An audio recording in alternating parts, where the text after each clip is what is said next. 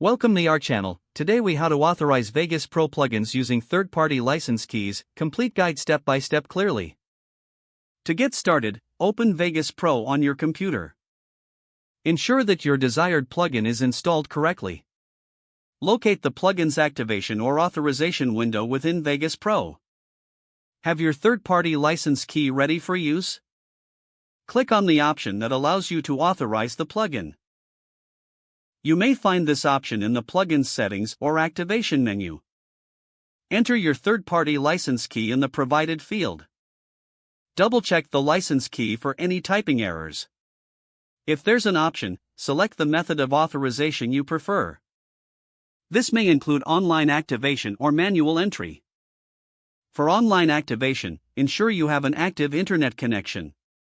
Click the Authorize or Activate button after entering your key. Wait for the confirmation message indicating successful authorization. If you encounter any error messages, read them carefully. Follow any troubleshooting steps provided by the plugin manufacturer. If necessary, consult the plugin's official support or documentation. Once authorized, close the authorization window. Restart Vegas Pro to finalize plugin activation.